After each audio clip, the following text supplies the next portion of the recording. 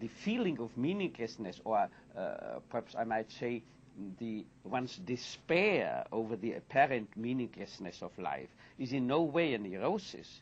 You see, questing for a meaning to life, even more questioning, doubting that there is such a meaning available, is rather a human achievement than a neurotic symptom. No animal will ever raise the question whether or not its existence has a meaning, but man does, and even more, it's a privilege, it's a prerogative of youth, boldly dare and venture to challenge that there is a meaning to life rather than taking it for granted. In other words, it's an intellectual honesty and sincerity, but no neurotic disease.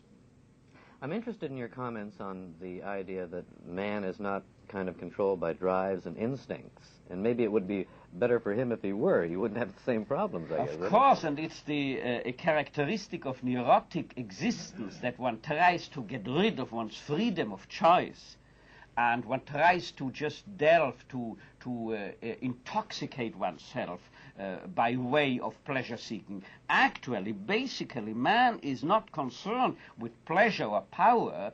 The will to power, or what I'm used to calling the will to pleasure, is nothing original and primary, but rather a will to meaning, as I'm used to calling it. This means man is basically concerned with finding and fulfilling a meaning in life.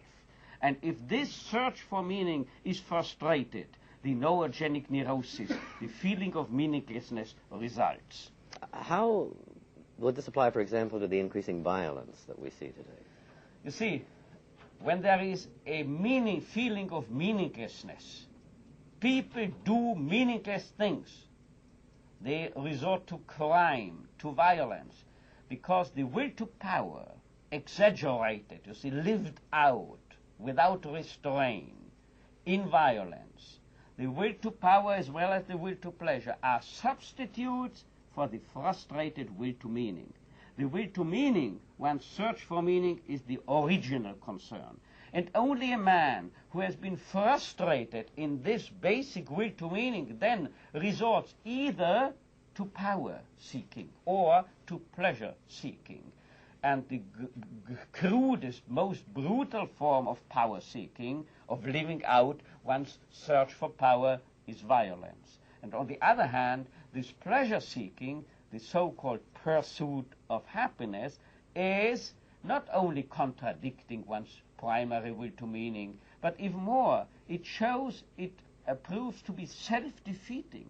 It is the very pursuit of pleasure, of happiness, that thwarts happiness, because happiness occurs as a byproduct, as a side effect of finding and fulfilling a meaning, or loving another being, another human being.